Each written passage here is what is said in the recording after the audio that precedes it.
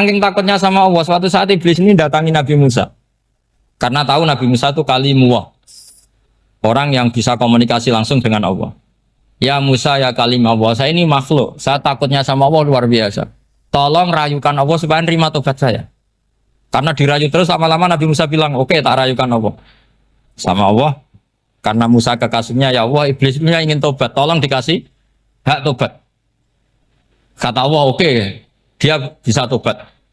Asal mau sujud di makamnya Nabi Adam. Karena kesalahannya dia gak mau sujud sama Nabi. Semenang Nabi Musa. Ketika Rasulullah wafat, itu separuh sahabat hampir mayoritas, ya Rasulullah, kita semua ingin kita dulu yang meninggal karena engkau begitu penting. Ketika Rasulullah wafat, itu separuh sahabat hampir mayoritas, ya Rasulullah, kita semua ingin kita dulu yang meninggal karena engkau begitu penting. Maka jangan meninggal dulu, kita yang meninggal. Kalau kita yang meninggal itu gak apa-apa, tapi kalau engkau penting, jangan meninggal. Tapi ada saja sahabat, tidak seperti itu. Saya suka Rasulullah meninggal dulu. Alasannya masuk akal. Biar Allah menyaksikan saya kama usaddikuhu hayyan usaddikuhu maitan. Allah biar menyaksikan saya iman kepada Nabi ketika masih hidup. Dan saya buktikan setelah mati pun, setelah meninggal pun, setelah wafat pun, iman. Jadi ternyata baisnya itu supaya orang tahu bahwa iman kita kepada Nabi itu iman yang super. Jika ketika beliau sugeng ya kita iman, setelah wafat juga kita iman. Kayak usaddikuhu maitan kama usaddikuhu hayyan. Supaya saya mentasdikkan beliau setelah meninggal sebagaimana kita mentasdikkan beliau saat masih hidup. Dan ternyata Allah ridho dengan perkataan sahabat itu. Kenapa Allah ridho? Karena menjadi pelajaran bagi orang-orang yang ditakdir gak menangi Rasulullah SAW. Tetap mereka ini. Jangan kayak setan. Setan itu kurang ajar betul kalau iblis itu. Masyhur itu. Iblis itu nangis-nangis neng Nabi Musa. Iblis itu takutnya sama Allah itu luar biasa. Sampean kalah. Iblis itu setiap ketemu malaikat karena dia ngerti alam gaib, mesti apa itu? Kama sali syaitan itqala lil insani kfur falamma kafara qala inni bari'um minka inni akhafu wa rabbal alamin. Jadi setan iblis itu paling sering bilang inni akhafu wa rabbal alamin karena iblis itu tahu surga, tahu neraka, tahu kekuasaannya Allah. Jadi takutnya sama Allah luar biasa. Makanya setiap dia mengajarkan kekafiran, setelah orang itu kafir gimana? Inni bari'um minka inni akhafu wa rabbal alamin. Saking takutnya sama Allah, suatu saat iblis ini datangi Nabi Musa. Karena tahu Nabi Musa itu kalimullah, orang yang bisa komunikasi langsung dengan Allah. Ya Musa, ya kalimullah, saya ini makhluk, saya takutnya sama Allah luar biasa. Tolong rayukan Allah supaya nerima tobat saya. Karena dirayu terus lama-lama Nabi Musa bilang, oke, tak rayukan Allah. Sama Allah, karena Musa kekasihnya, ya Allah, iblis punya ingin tobat, tolong dikasih hak tobat. Kata Allah, oke, dia bisa tobat. Asal mau sujud di makamnya Nabi Adam. Karena kesalahannya dia gak mau sujud sama Nabi. Semenang Nabi Musa karena ada cara untuk iblis menjadi tobat. Dikasih tahu sama Nabi Musa. Alhamdulillah kamu diterima tobatnya. Syaratnya apa? Sujud ke kuburannya Nabi Adam. Wah, iblis atau aslinya terus. Asjuduhu maitan wa qatla asjuduhu hayyan. Oh zaman urip aku ora gelem, mbok wis mati. Oh dasar setan itu. Zaman urip aku ora gelem wis mati mbok kon sujud. Kumat maksudnya terus ya sudah terus sampai sekarang akhirnya. Kalau sekarang tidak mungkin lagi karena nggak ada Nabi Musa. Jadi ijtihadnya sahabat melihat wafatnya Rasulullah itu beda-beda dan ternyata semuanya diridhoni Allah. Karena ternyata yang suka Nabi wafat dulu adalah ingin supaya umat Islam tetap mencintai beliau, iman sama beliau, tasdik sama beliau, sebagaimana tasdik zaman sugeng. Makanya kita harus mencintai guru-guru kita. Uhibbuhu maitan kama uhibbuhu hayyan. Saya sampai sekarang itu ya merasa Mbah Mun itu tidak meninggal. Saya masih merasa kalau bapak saya tidak meninggal karena kita mencintai beliau-beliau ketika hidup dan ketika wafat itu karena beliau-beliau sama kita juga seperti itu. Rasulullah itu ketika mendekati wafat, ya bahasa halusnya intaqala ila rafiqil a'la. Itu Nabi kalau ngedikan tuh rileks sekali. Hayati khairun lakum wa wafati khairun lakum. Cung aku nak uripku ya apik. Engko nak aku wis kapundhut ya apik. Fa amma hayati fali asunna lakum as-sunan. Sebagian riwayat fa innakum tuhadditsuna anni wa uhadditsu ankum. Kalau saya masih hidup, saya bisa mengajarkan kamu sunnah, mengajarkan kamu tradisi-tradisi yang benar. Dan ketika aku mati, ketika aku sudah wafat, maka saya jejer Allah, kata Nabi. Saya berdampingan dengan Allah, maksudnya dekat Allah. Tentu bila kaifin walan bisa. Terus sudah fa inna amalakum, amal-amal kamu diperlihatkan ke saya. Belum yang saya sudah dekat Allah, kalau amal kamu baik, saya muji Allah. Kalau amal kamu buruk, saya langsung mintakan ampun kepada Allah. Jadi Nabi rileks sekali.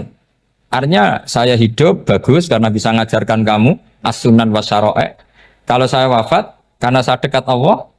Kalau kamu baik, saya muji Allah. Kalau kamu buruk, saya mintakan ampun kepada guru-guru kita juga seperti itu. Justru setelah wafat, beliau-beliau punya kesempatan dekat sama Allah, dekat sama al-malail a'la, sehingga mendoakan apa? Nah, terus kata Sayyid Muhammad, wala taqulu lima yuqtalu fi sabilillahi amwat. Kamu jangan pernah berkeyakinan atau berpendapat atau berkomentar kalau orang-orang yang mati fi sabilillah adalah berstatus apa? Mati, amwat. Kalah. Terus kata Sayyid Muhammad, hadza li amati syuhada. Ketentuan ini bagi umumnya syuhada. Artinya gini, umumnya syuhada saja tidak berstatus amwat. Apalagi hadza Rasulullah sayyidul syuhada, sayyidul anbiya, sayyidul mursalin, tentu tidak pernah berstatus amwat. Ya saya ulang lagi ya, jadi zaman cara berpikir amatus syuhada, syuhada yang umum saja berstatus hidup, tidak boleh distatuskan amwat. Apalagi Rasulullah itu sayyidus syuhada, sayyidul anbiya, maka status beliau pasti hayyun la yamut, pasti beliau itu hidup tidak. Dan karena beliau itu asfaq, sangat sayang kepada kita, sebagaimana zaman beliau hidup itu sayang kepada kita, sampai nangis-nangis minta hak syafaat, maka setelah meninggalkan pun beliau pasti sayang kita dan pasti berusaha supaya kita diampuni oleh Allah Subhanahu wa ta'ala. Sehingga ada sahabat yang tadi berpendapat, kalau saya nggak masalah Nabi wafat dulu, supaya Allah menyaksikan saya usaddiquhu maitan kama usaddiquhu hayyan. Jadi ini cerita sudut-sudut pandang. Fikih itu penting sekali. Kata Sayyid Ali yang Shahibu Simtud Durar itu, wabihi qiwamus syariah. Yang bisa mengawal syariat itu hanya fikih. Fikih itu ya kalau yang paling gampang untuk kita misalnya punya Fathul Qorib, Fathul Mu'in, Fathul Wahab. Tapi yang faham betul, mesti faham itu ngelotok setengah hafal. Jangan bawa kitabnya tok, sementing sekian semester terus selesai. Itu sama-sama dosa, itu dosanya ya dosa, mahasiswanya juga dosa. Karena sudah terlanjur sarjana agama, ternyata nggak bisa, itu kan mendingan dasar sarjana agama. Itu saya tak cerita sama Kiai Roba, itu ada fatwa Kiai juga wali. Suatu saat ada penyanyi dangdut top terkenal di Indonesia itu nyanyi dangdut ya penyanyi ya dai, entah itu hakikat entah majas tidak tahu. Itu kiai itu fatwanya lucu, kalau kamu datangi dia pas main dangdut masih saya beri izin, tapi kalau datangi dia pas pengajian itu tak larang kan santrinya jadi eskal, ini pas pengajian dilarang, pas dangdutan kok malah dapat izin. Tapi bukan berarti halal ya, dapat izin. Dapat izin kan potensinya bisa karena dilarang lah ya tetap belerot. Terus suatu saat si santri ini setengah wali, tidak wali tapi setengah. Lama-lama itu memahami gurunya, ternyata sirinya begini. Kalau seorang penyanyi yang tidak pernah ngaji, kemudian ngomong agama, itu potensinya itu fadallu wadallu, sesat dan menyesatkan. Tapi kalau dia sedang nyanyi dangdut, penyanyinya cowok, sama jangan bayangkan dangdut putri, enggak, itu cowok sudah tua lagi. Jadi potensi halalnya ada lah maksudnya untuk, tapi tidak alat musiknya, orangnya. Tapi kalau dia nyanyi itu paling dosanya hanya nyanyi. Saya ulang lagi, murid tadi akhirnya paham kalau datangi pengajian itu artinya ikrar kalau dia seorang dai atau seorang yang layak ngomong apa? Agama. Itu lebih bahaya karena kita santri, apalagi kita doktor atau MM terus ngekrori orang yang nggak jelas asal usulnya. Tapi kalau nyanyi kan nyanyi saja. Sehingga itu menjadi fikih. Bahaya terbesar dalam fikih adalah apa? Mengkaji fikih tidak dari ahlinya. Ya saya ulang lagi ya, mengkaji fikih tidak dari apa? Ahli. Nah kenapa demikian? Begini, saya beri contoh. Ilmu fikih itu tentu pertama dari Rasulullah SAW. Kemudian bersanad sampai kita atau kita sampai Rasulullah. Itu mengalami sekian ijtihad yang tidak mudah. Saya beri sekian contoh.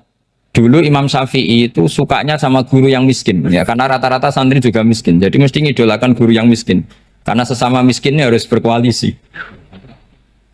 Tapi akhirnya gurunya Imam Syafi'i itu miskin sekali. Namanya Muslim bin Khalid Az-Zanji itu miskin, Sufyan As-Tsauri miskin, Sufyan bin Uyainah miskin. Setelah ngaji di Medina itu Imam Malik itu kaya. Pas itu Imam Malik sudah kaya. Setiap ketemu Imam Syafi'i dikasih uang. Sampai ketika Imam Malik itu bilang, kamu sudah alim, ilmu saya sudah habis, kamu ngaji sama yang lain. Sama siapa? Kata Imam Malik, orang yang sealim saya sudah meninggal, namanya Abu Hanifah. Tapi dia punya murid, namanya Muhammad bin Hasan Asy-Syaibani, kamu ke sana. Terus Imam Malik datang ke Baki. Dulu Baki itu pasar rental, ya Grab lah kira-kira sekarang. Itu mengumumkan, siapa kafilah yang mau ke Irak? Kita ya Imam Malik, dibayari sama Imam Malik. Ini yang antar ke Irak, ke Muhammad bin Hasan Asy-Syaibani. Imam Malik mulai ngeper. Guru saya yang miskin tidak pernah nyangoni, guru-guru saya yang kaya sering nyangoni. Mulai memasalahkan kiai miskin gitu, kira-kira seperti itu mulai masalah. Setelah datang ke Irak di Muhammad bin Hasan Asy-Syaibani itu si Muhammad bin Hasan Asy-Syaibani itu kalau ngitung uang itu di meja tamu. Jadi punya emas lantaan, punya uang. Kira-kira kalau Indonesia punya rupiah, punya dolar, dihitung itu di ruang tamu. Kata Imam Syafi'i, saya dengan Imam Malik saja nggak serik, ini lebih kedonyan lagi kiai. Ngitung uang itu di ruang tamu. Terus akhirnya si Muhammad bin Hasan Asy-Syaibani ini ahlul usul, dia pakar usul. Kamu heran sama saya? Iya, kiai kok kedonyan. Dia ngomong gitu. Tapi kata Muhammad bin Hasan Asy-Syaibani, kalau kiai tidak boleh kaya, dia tak kayak nawang fasik. Ben gue demenan, gue mabuk. Oh jangan, nanti dipakai maksiat. Penjenengan mawon kersane digetoat. Berarti kiai oleh sugih, mun pun angsal-angsal. Semenjak itu jadi satu fikih bagi Imam Syafi'i. Ternyata kalau mengharamkan kiai sugih, berarti membolehkan yang fasik sugih. Kalau yang fasik sugih bisa dipakai i'anah alal maksiat. Semenjak itu mindset pikiran Imam Syafi'i rubah. Saking rubahnya sampai beliau berpendapat orang bisa beli Alphard, kok beli carry itu haram. Bisa jadi bupati kayak Pak Roba, jadi RT haram. Pokoknya gitu. Bisa keren kayak Gus Bah, kok jadi orang pendengar haram. Pokoknya haram terus. Karena dalil beliau al-Islam ya'lu wala yula alaih. Coba sampean ridho misalnya jadi orang Gresik dipimpin orang yang nggak sholat, ridho ndak? Ndak. Atau sholat tapi nggak bisa ngaji, ridho ndak? Ketika yang bisa ngaji berpotensi jadi buba, terus keterusan. Karena Imam Syafi'i keterusan, ya umatnya keterusan. Akhirnya orang-orang Syafi'i itu politikus rata-rata. Ya, makanya sama jangan kaget sama Baruba. Kakak saya wakil bupati ini. Putranya Mbah Mun ada yang wakil apa? Gubernur. Dulu Gus Wahid ya menteri agama. Itu asal usul dari perubahan fikih, mindset, cara berpikir Imam Syafi'i. Jadi dulu itu fikih ditemukan itu jelimet, ada perdebatan. Itu tidak hanya pada level ulama, pada level Nabi pun ada perdebatan. Jadi jangan kira Nabi itu tidak debat, ya debat. Nabi itu asal seangkatan itu mesti debat, termasuk debat dengan malaikat. Jadi kalau perlu ya debat sama apa? Karena malaikat itu kan lugu itu gak iso mikir. Karena kalau malaikat iso mikir bisa jadi rektor. Nanti kasihan Pak Salam ini. Malaikat nggak boleh jadi rektor.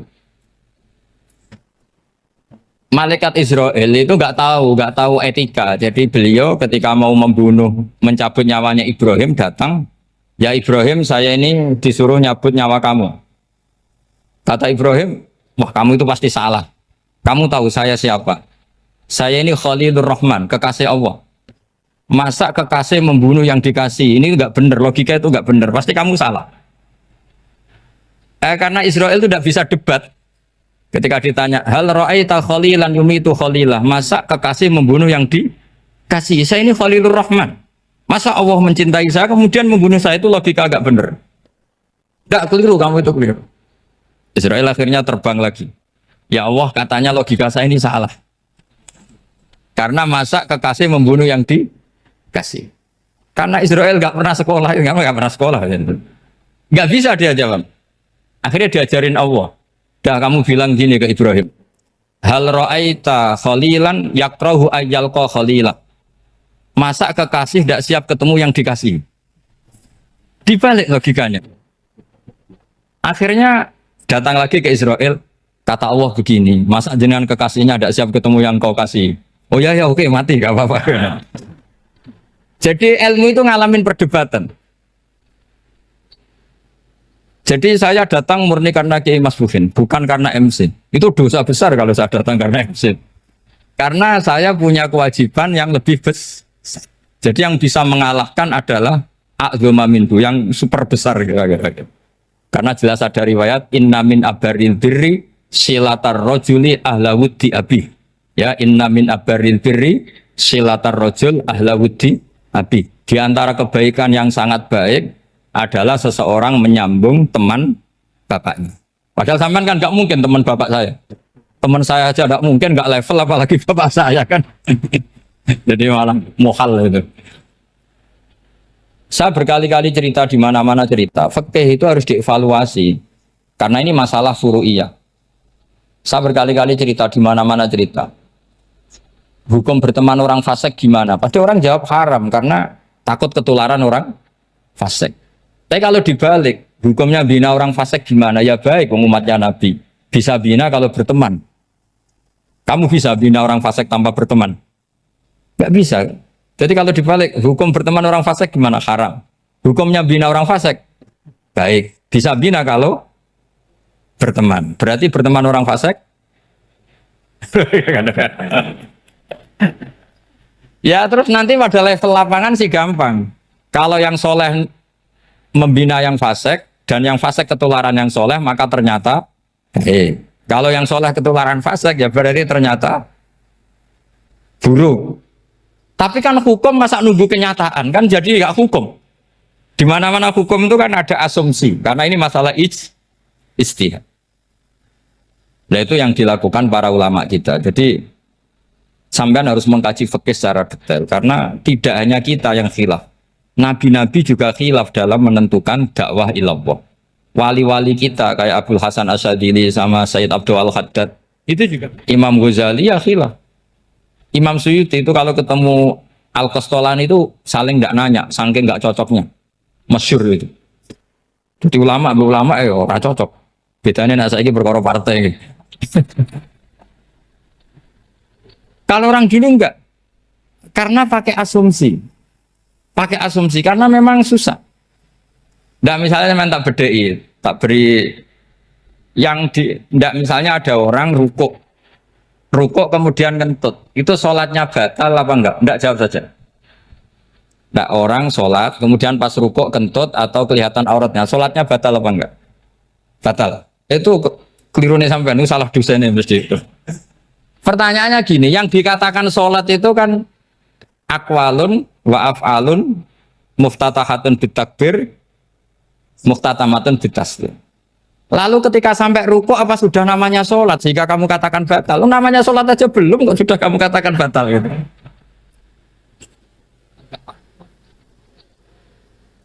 Iya kan? Jadi kalau aku mau sholat pas rukuk ngetut batal atau ora? Mestinya jawaban yang benar, ya ora sholat jadinya gitu. Karena kalau dikatakan sholat definisinya harus sampai Salah. Tapi kan kita nggak mungkin ngomong seperti itu, kan dianggap majnun. Padahal itu yang benar, yang punya kecerdasan. Nah makanya pertanyaannya, fikih itu ngikuti bahasa awam apa bahasa istilah? Kalau ngikuti bahasa awam ya kayak tadi, sholat kok pas rukuk kentut maka batal. Sebenarnya yang batal itu sholatnya apa rukuknya? Nah makanya terjadi perdebatan. Kalau yang pakar-pakar usuli itu salah istilah itu nggak mau. Saya ulang lagi, kalau pakar-pakar usuli itu salah istilah itu nggak mau. Terus misalnya tak beri contoh lagi. Kalau imam itu sudah salam pertama. Salam pertama itu yang rukun kan salam pertama. Berarti setelah salam pertama imam sudah keluar dari sholat apa belum? Yakin? Ya sudah. Sekarang sama tak bedai. Lalu makmum itu kesunatan langsung berdiri apa nunggu imam salam kedua? Enggak, jawab satu. Nunggu salam kedua kan? Ya, itu kriminalnya sampai Anda itu. Kriminalnya begini, berarti Anda bergantung sama orang yang sudah tidak sholat. Kata kamu setelah salam pertama dia sudah tidak sholat. Berarti kamu menginstruksikan makmum berhubungan dengan orang yang sudah tidak sholat. Karena sudah keluar dari sholat ketika salam pertama. Kalau kamu di debat gitu gimana jawabnya? Pusing kan? Berarti robtul makmum bisolatiman sing wis laisa fi sholatin. Berarti menggantungkan sholat sama orang yang sebetulnya sudah tidak sholat. Ada yang jawab, sebagian ulama fikih tetap disunatkan menunggu salam kedua. Karena salam kedua itu masih paket meskipun tidak rukun. Dia paketnya selesai. Tapi selalu pertanyaannya gini, lalu setelah salam pertama itu imam masih sholat enggak? Berdasarkan apa yang dijawab tuh? Nah ini pentingnya bodoh, gak mikir sebenarnya. Jadi makanya bodoh itu barokah karena gak mikir itu. Jadi soalnya Rabbana ma khalaqta hadza apa? Batila. Sing bodoh ya barokah, sing pinter ya barokah. Secara barokah itu maksiat. Serana barokah plus. Jadi ilmu itu harus mengalami satu gesekan karena logika itu bisa dibalik.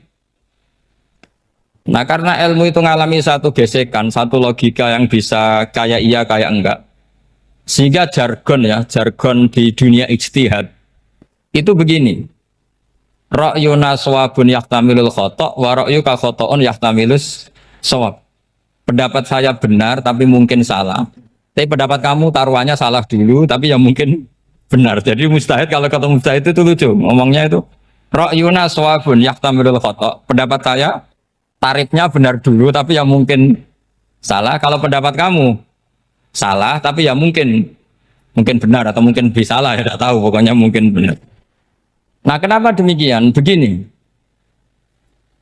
di luar masalah tauhid, saya ulang lagi, di luar masalah tauhid itu tentu ada masalah-masalah yang sifatnya ijtihadiyah. Ya saya ulang lagi, yang sifatnya apa? Ijtihadiyah. Dan ijtihadiyah ini nggak pernah selesai karena muqtadul hal, konteks kesejarahan maupun konteks kesempatan itu tidak sama. Dulu kiai-kiai itu ngaramkan dasi, ngaramkan celana karena yang celananan yang dasinan itu penjajah. Jika mantas sabah biqaumin fahuwa minhu. Tapi lama-lama kiai-kiai itu ya pakai dasi, pakai celana. Ya karena dianggap sudah tidak mantas sabah biqaumin fahuwa minhu. Ini ngalami pergeseran. Semua ijtihad itu ngalami pergeseran. Lalu pertanyaannya begini, lalu ijtihad apa Gus yang permanen? Yang permanen ya ijtihad dengan alatut istilah apa? Ijtihad. Saya beri contoh misalnya begini. Nabi Musa itu yang ngalami ijtihad. Kata beliau karena kangen Allah, itu ingin melihat Allah karena kangen. Rabbi arini anzur ilai. Qala lan tarani walakin anzur ilal jabal. Ya sudah, namanya orang kangen ya ingin melihat, ya sudah gitu aja. Sehingga ahli ilmu kalam itu berdebat.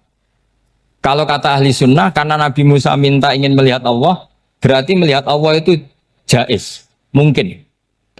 Karena Nabi gak boleh bodoh meminta sesuatu yang mau hal. Maka antipatinya ahli sunnah terhadap pendapat Mu'tazilah itu antipati. Karena menurut pendapat Mu'tazilah Allah itu qadim, Allah itu laisa kamitslihi syai'un, sehingga nggak bisa dilihat. Pertanyaannya adalah berarti Nabi Musa meminta sesuatu yang muhal, itu bodoh sekali sampai nggak tahu mana muhal mana apa jaiz. Makanya kata Imam Ghazali, masa Nabi Musa yang Nabi nggak tahu kalau melihat Allah itu muhal, sampai minta berarti nganggap itu jaiz atau boleh. Itu cara pandang orang-orang ahli sunnah apa? Wal jamaah. Tapi tetap saja sebagian ulama itu ya balelo, yang kayak Mu'tazilah itu ya balelo. Cara berpikir pokoknya itu karena kangen, bukan karena mungkin atau tidak mungkin. Jadi nggak mungkinnya tetap tidak mungkin. Terus mereka dalil la tudrikul absar wa huwa yudrikul absar. Nah, sudut pandang ini akan terus. Ada seorang wali ditanya, kalau kamu di surga ingin melihat Allah apa enggak? Jawabnya enggak. Kenapa ya? Kasihan Allah. Terus kenapa ya? Unazzihu dzalikal jamala an-nadhari misli. Saya tidak ridho Allah yang hebat, yang keren, kemudian sing delok terima aku wong resik. Koyo gak ngregani pangeran. Sebenarnya sing delok Allah ben golongane Nabi Muhammad, Nabi Ibrahim, kowe ora usah ngilangi keren. Maksudnya itu. Jadi ada ulama itu jadi wali kalau sholat itu karena di soft belakang. Tapi jangan ditiru. Itu kan nggak lazim ya. Lazimnya kan afdhalus sufuf as-saful awal. Ketika ditanya, kenapa kamu kalau sholat di belakang? Cek GR koyok wani suwan pangeran gak ngarep. Aku sungkan dadi kok gurih. Kalau zaman kan karena males, bukan karena sungkan. Jadi itu artinya rasa ya. Makanya nggak bisa, nggak ada istihad itu tidak mungkin karena perasaannya orang itu beda-beda. Itu Sayyid Abdul Al-Haddad itu kalau ngendikan masyhur, man da'a li dzalimin fil baqa faqad ahabba ayyusawwah fi ardi. Orang yang mendoakan orang fasik masih hidup, gak mati-mati, itu berarti suka kalau Allah dimaksiati di buminya. Wong fasik kelakuannya rak maksiat, nak ndongakno maring, itu berarti kamu ingin Allah didurakani terus menerus karena si fasik masih hidup. Tapi kalau Abdul Hasan As-Sadili cara ngendikan gini, kalimatnya persis.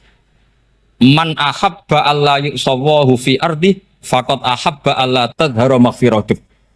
Orang yang ingin dunia ini steril gak ada maksiat, maka sama saja berkeinginan tidak melihat luasnya maghfirahnya Allah. Sama-sama wali besar. Tapi cara pandang hubungannya dengan Allah seperti itu. Jadi mau tidak mau, istihad itu mau tidak mau. Makanya tidak usah dipertentangkan misalnya cara berpakaian, cara apa. Yang penting sesuai aturan Islam ya sudah. Karena ini urusan rasa. Urusan apa?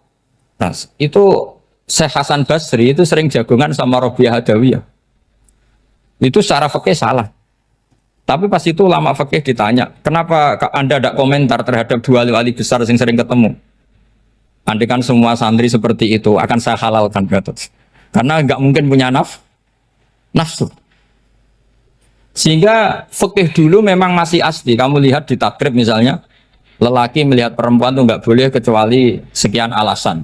Termasuk boleh itu li taklim karena mengajar, atau lil muamalah. Lah ini yang mulai masalah. Ada warung kopi, penjaganya cantik, santri-santri ngopi. Ini lil muamalah katanya. kan kasus ini. Mau disalahkan pada takbirnya, mau dibenarkan ini jelas fasik kan, jelas fasik. Jelas fasik. Maksudnya sudah fasik sebelum itu ditambah itu, jadi fasiknya permanen. Nah pertanyaannya adalah, kalau kamu ngajar mbak-mbak, kemudian hafal yang cantik yang enggak, itu taklim lin nazar apa nazar li taklim? Itu taklim apa modus? Makanya kalau ngopi cari bakul yang cantik, itu muamalah untuk nazar apa nazar untuk muamalah? Loh kalau saya ngopi dengan kiroba pasti halal. Karena begini, berjalan saja, bareng capek, nggak tahu itu warungnya siapa, terus berhenti ngopi. Kebetulan bakulnya cantik. Nah itu mungkin halal, karena kan saya tidak milih-milih. Ingin ngopi kebetulan bakulnya cantik. Kalau kamu kan nggak apal daftarnya. Wah itu mesti haram itu, mesti haram itu. Karena berarti kan kamu menjadikan ngopi ini modus. Gue jagani nak takok pangeran. Lo kok nazar? Muamalah Gusti, muamalah. Itu mesti modus. Maka fikih itu harus dikawal oleh tasawuf. Kalau enggak, semua hukum fikih bisa diakalin. Makanya Imam Bukhari punya satu bab namanya Kitabul Khiyab. Bab mengkhilaf fikih. Beliau itu antinya sama Abu Hanifah itu luar biasa. Enggak ada ulama dibenci Imam Bukhari kayak Abu Hanifah. Masyhur itu. Untungnya beliau enggak menangi Abu Hanifah. Kalau menangi geger terus ini. Bisa bahsul masail terus. Itu Abu Hanifah itu ulama yang suka khilaf. Khilaf itu ngerekayasa hukum. Misalnya begini, saya ini puasa agak lemes, ujian agak lemes, apalagi kiai serapati di duit, santri beling-beling lemes ini. Apa mangan ini kan, poso-poso kok mangan kan gak keren. Supaya saya bisa makan dan halal, saya bisa ngajak kiai robai ya jalan-jalan. Jalan-jalan nyari yang jarak 2 marhalah, ya sudah. Terus bisa makan. Kalau ditanya Allah kok makan musafir. Jadi bolehkah insya safar menciptakan pergi demi untuk supaya boleh iftar? Boleh enggak cara jenengan? Enggak boleh, alasannya apa? Kan pergi. Perginya juga enggak maksiat. Itu khilaf.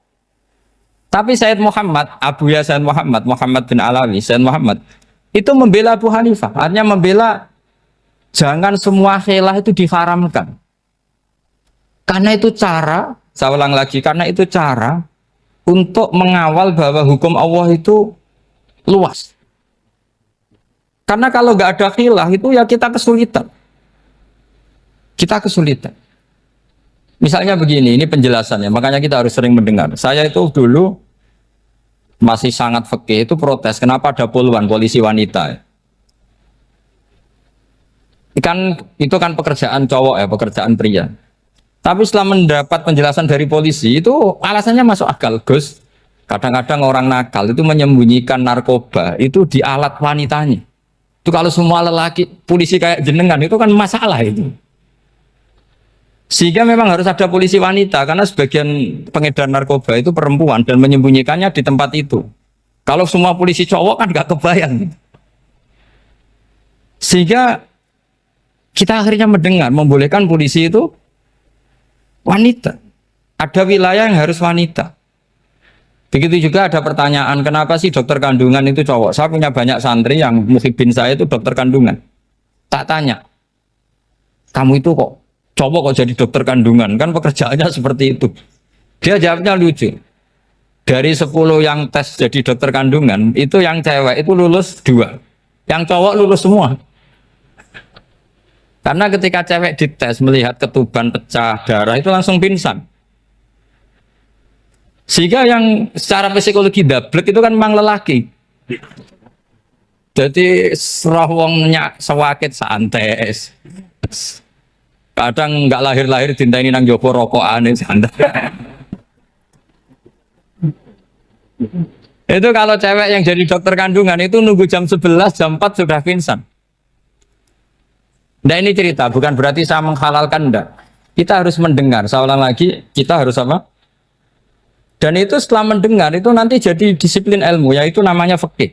Karena ilmu fikih itu sebetulnya gampang. Sampai kalau ngaji i'anah, itu kelihatan fikih itu gampang, karena ada logika yang terbangun. Misalnya begini, orang kalau tawaf itu disuruh agak jauh dari Ka'bah. Jangan sampai nginjak sadarwan. Karena sadarwan itu pondasi itu ikut Ka'bah. Kenapa begitu? Ya jenenge ra muteri Ka'bah, ide-ide Ka'bah. Jadi sebenarnya sederhana logikanya. Sing jenenge muter itu di luar itu kita muter. Nah kalau nginjak pondasinya namanya gak muteri Ka'bah tapi ida-ida Ka'bah. Ya jadi sederhana sebetulnya ya masuk akal. Jadi fikih itu tidak ada yang iskal, sebetulnya masuk akal.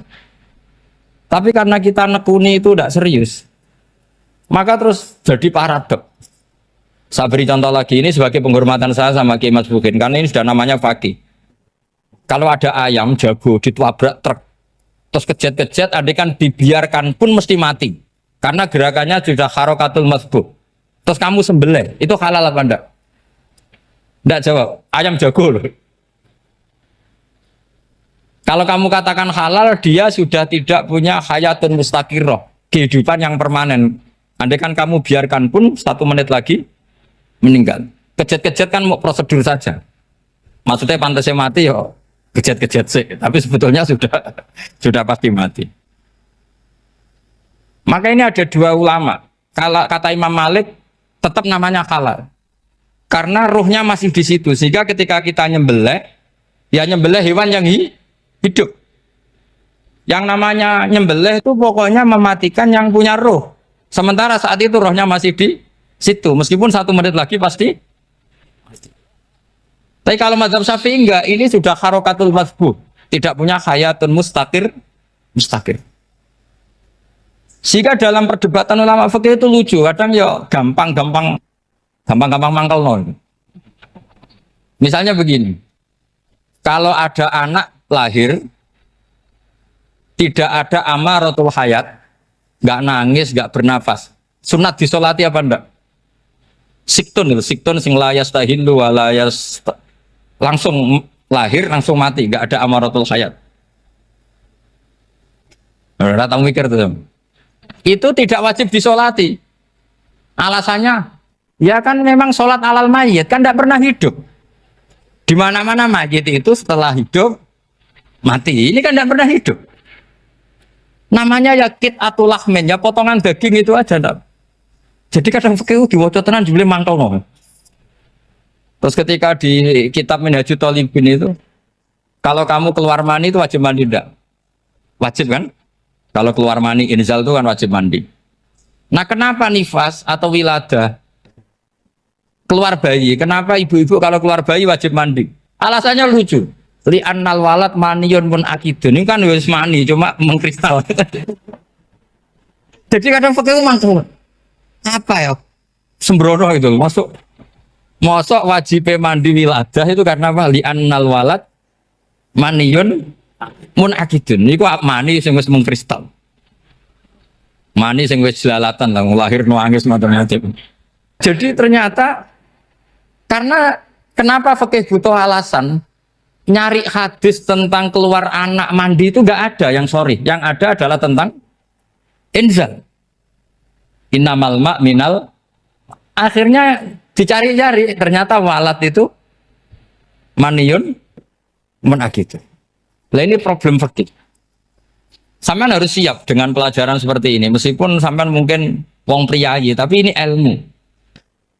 Ya, saya ulang lagi, ini ilmu. Sehingga ulama itu mau tidak mau harus mau mendengar, karena logika yang terbangun itu nunggu kalau mendengar. Kayak tadi malaikat Israel baru sadar masa kekasih bunuh yang dikasih, masuk akal juga Israel.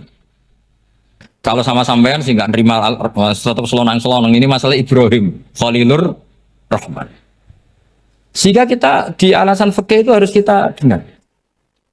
Saya dulu itu, saya sampai sekarang itu sama, kalau bayi lahir masih sudah berbentuk bayi, saya sendiri berpendapat sebaiknya disolatin kalau sudah berbentuk apa?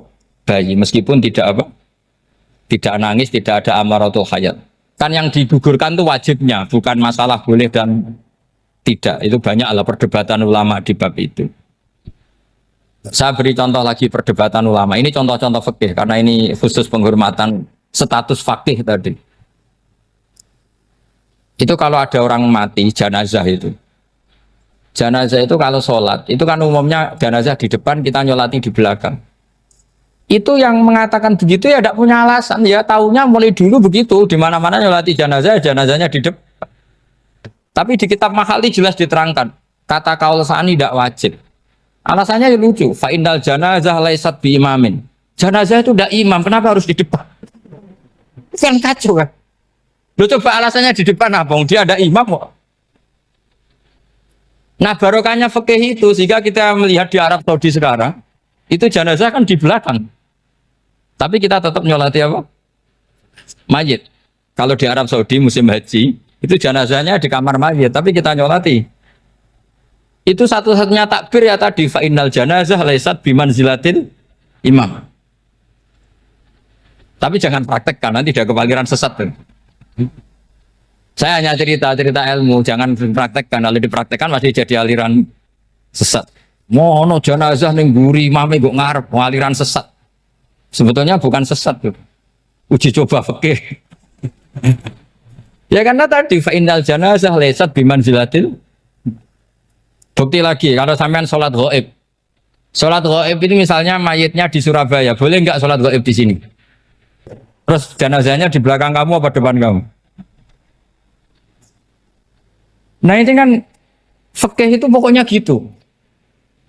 Makanya standar furu'iyah itu susah. Karena perdebatannya itu mirip-mirip. Kayak iya, kayak tidak, kayak. Makanya dulu zaman sahabat, ada sahabat itu mencintai Rasulullah. Senengannya sowan. Bukti cinta sowan. Banyak juga yang sahabat bukti cinta Nabi itu tidak pernah sowan. Alasannya ganggu.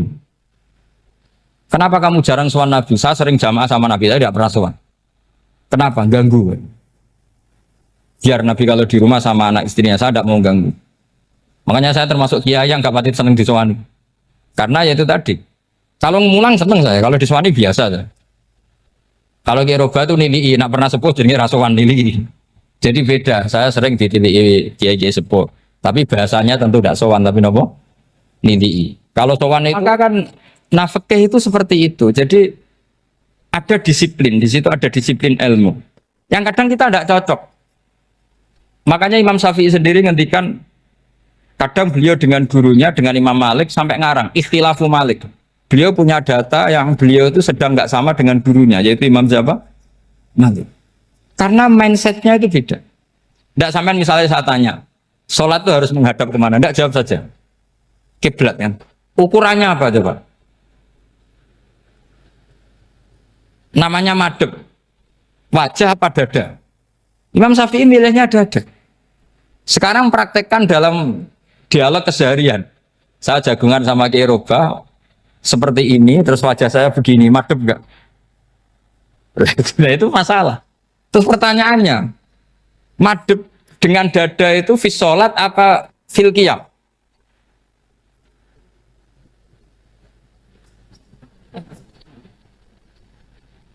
Loh, enggak, kalau fis sholat pas sujud, dada kamu madhep mana coba? Kamu enggak pernah mikir kan? Ya madhep pakai dada itu kan kalau berdiri, kalau rukuk sama sujud.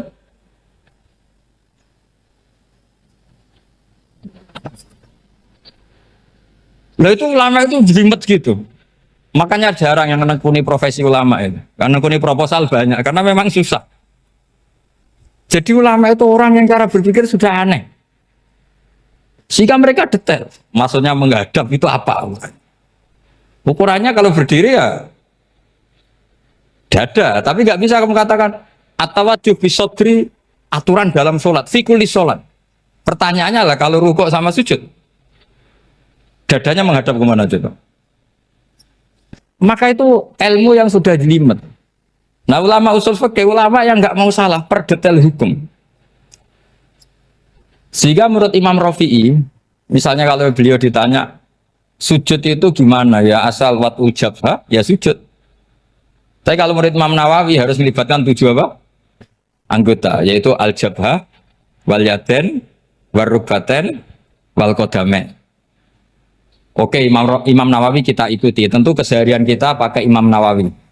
Yaitu berdasar hadis umirtu an asjuda ala sab'ati a'zumin al-jabhah, wal yaden, warubaten, wal qadamen. Berarti berapa? 7.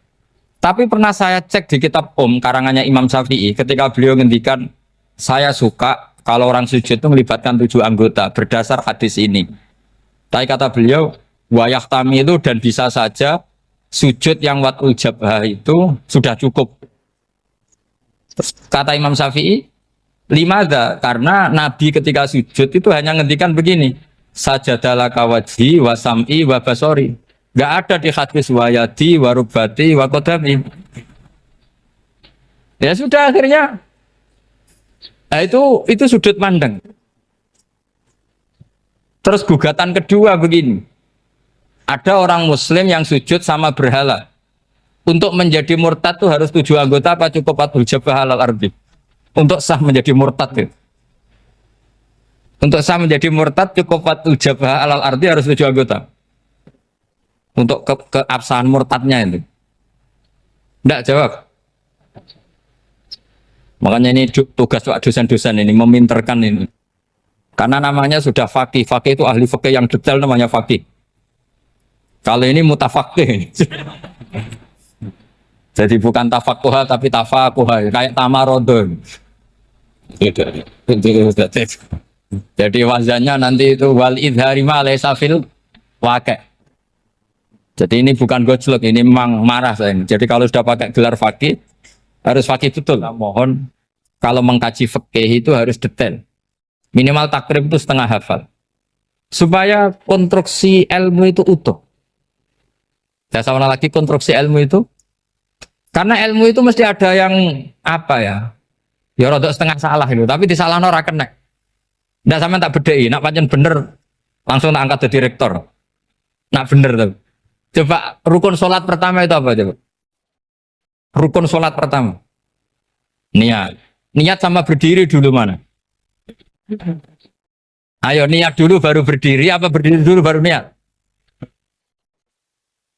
Berarti niat sama berdiri dulu mana? Rubah kan? Artinya kita mau bilang tartib urutannya niat berdiri takbir nggak bisa. Yang dikatakan niat itu apa? Qasdus syai' muktaronan bifi'lihi. Berarti niat sama takbir harus bareng apa urutan? Bareng. Terus dengan qiyamnya urutan apa bareng? Bareng apa urutan? Loh enggak, kalau urutan berarti takbir dulu duduk baru berdiri. Nah maka seperti ini itu mau tidak mau kita salah. Dikatakan tartib ya salah, dikatakan serentak ya salah. Cuma karena kita bodoh, gak tahu mikir itu, alhamdulillah kan di situ itu. Lu coba niat sholat loh, niat takbir qiyam dulu man. Niat takbir qiyam dulu mana coba? Dulu qiyam. Enggak ada kitab yang mengatakan arkanus sholat awaluha. Oh, dianggap kitab kriminal maksudnya. Makanya ngendikan ulama-ulama di Sarah-Sarah mau tidak mau sebagian istilah itu tasamuh itu wis digawe gampang ngono kok repot. Karena kita tidak bisa detailnya. Coba misalnya puasa. Puasa Ramadan itu wajib apa? Tabi itu niat, nginep no niat. Sing darani nginep itu umure lama apa enggak? Lama kan? Sekarang sebelum 2 menit kamu baru niat, sah apa enggak? Sah. Itu sempat nginep apa enggak 2 menit itu? Enggak sempat kan? Jadi ilmu itu makanya kata ulama-ulama pokoknya ilmu itu mesti ono unsur tasamuh. Tasamuh itu ya tiga gampang. Apa? Tiga gampang. Misalnya Imam Syafi'i berpendapat mashu ba'dir roksi. Itu kata beliau walau sya'rotan fi hadir roksi. Meskipun satu rambut asal masih di wilayah kepala. Tapi kalau rambut itu dikeliwir, dibasuh di sini enggak sah. Karena sudah keluar dari batas apa? Kepala. Imam Syafi'i cara berpikir kan ya ngene iki jenenge basuh sirah. Tapi cara Abu Hanifah enggak. Ya enggak, yang namanya megang kepala itu ya minimal 1/4. Masa gitu dikatakan megah. Lalu ulama usul fikih itu berdebat. Sesuatu itu sesuai masodaknya. Masodak itu yasduku alaihi kadza, yaitu ini tadi saya cerita ke Ibu Khin tentang ngaji Jamul Jawame. Ini ilmu yang di Jamul Jawame. Sesuatu itu ukurannya mayasduku alaihi kadza apa dengan takrif definisi. Misalnya gini. Sholat itu batal dengan makan. Kalau kamu sholat makan batal enggak? Enggak, jawab saja. Batal. Itu satu upo apa satu piring? Enggak, jawab saja. Satu upo sudah batal. Sekarang bab makan di ngormat tamu. Cung tamuku keimangan. Iku sak upo apa sak piring? Nah ini kan tidak fair. Di bab tamu makan satu piring, tapi di bab sholat satu upo. Maka pertanyaannya, lalu penamaan sesuatu itu berdasar masodak, mayasduku alaihi ismu kadza, atau berdasar uruf?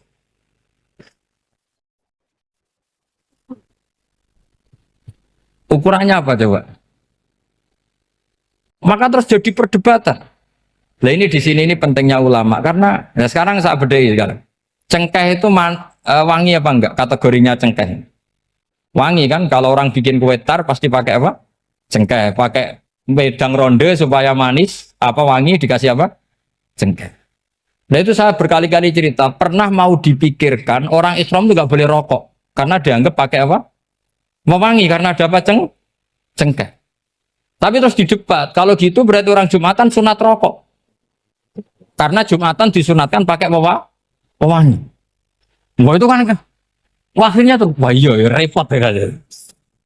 Jadi kalau cengkeh kamu kategorikan wewangen, yang orang Islam nggak boleh rokok karena pakai cengkeh, yang wangi.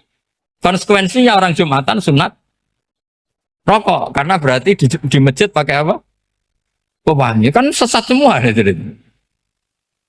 Jadi itu ilmu. Makanya selain fikih mateng, itu ada ilmu yang namanya usul fikih. Usul fikih itu yang neliti itu. Mayas duku alaihi kada. Jadi yus ngono iku darani ngono. Seorang lagi. Ngono iku wis darani ngono. Ora perlu roh detail. Ya, saya ulang lagi. Wis ora perlu roh detail. Makanya Abu Hanifah itu misalnya basuh wajah. Wis angger keteluk ngene iki basuh wajah. Nek Imam Syafi'i kan detail. Mimbaini mana bitis syari sampai ila somahe uzunehi ila zakon. Terus mana bitis syari Imam Syafi'i nambah apa? Ghaliban. Kenapa ditambah ghaliban? Karena kalau orang budak mana bitis syarinya di sini. Jadi itu fikih. Jadi fikih itu jelimet. Padahal kita ini nggak pernah berpikir secerdas Imam Syafi'i, tapi akhirnya ya mikir juga. Agak ditambah ghaliban, mana bitis syarinya orang budak kan? Sini.